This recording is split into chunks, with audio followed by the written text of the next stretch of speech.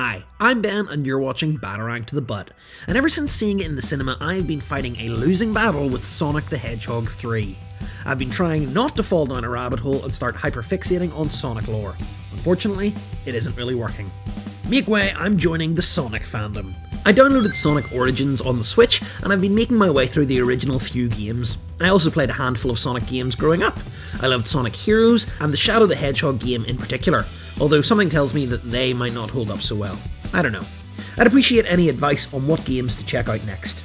Anyway, despite all of this, Sonic the Hedgehog 3 didn't quite crack my top 24 films of last year, but I still really enjoyed it. It's possibly number 25. The whole trilogy is surprisingly great, perhaps the best video game adaptations of all time.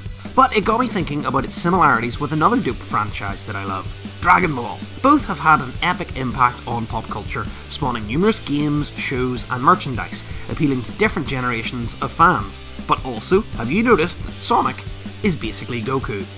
Let me elaborate.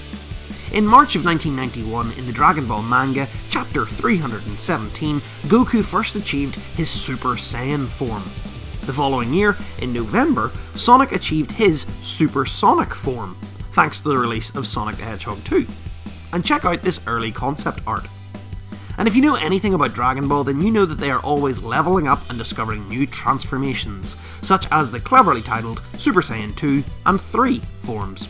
Well, later in 1994 Sonic and Knuckles, we got Hypersonic. In the world of Dragon Ball, you've got the 7 Dragon Balls. In the world of Sonic, you've got the 7 Chaos Emeralds. Also, Shadow is basically Vegeta. Trunks came back from the future to change history and save the world in Dragon Ball Z, and Silver the Hedgehog does the same in the 2006 Sonic game. This isn't a coincidence though. When Dragon Ball creator Akira Toriyama passed away last year, Sonic co-creator Yusushi Yamaguchi had this to say: "If it weren't for the great figure of Toriyama sensei, Sonic's influence would never have come to life." He also shared some crossover art, revealing that the relationship between Sonic and Tails in Sonic 2 was created based on the image of Piccolo and Gohan. Real recognises real. How neat is that? One great franchise inspired another.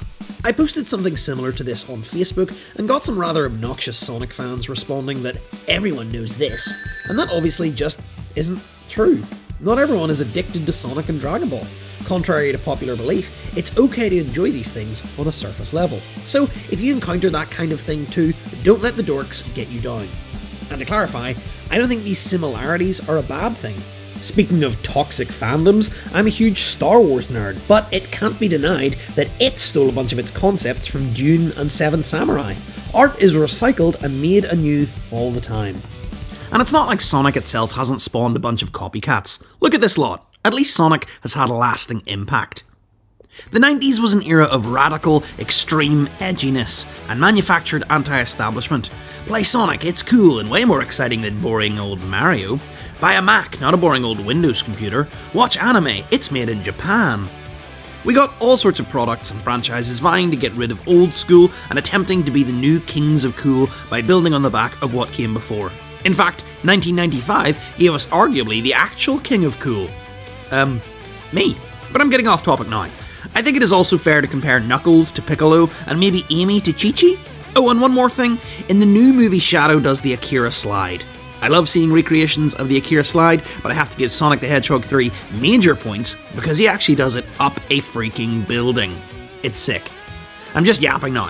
I don't know if I ever really had a point. Just this cool thing that I like has certain similarities with this other cool thing that I like. But what do you think? Any other comparisons? And ultimately, who would win in a battle, Goku or the Blue Blur? Thanks for watching. As always, consider leaving a like, subscribe to the YouTube channel and follow the Facebook page for even more geeky good stuff just like this.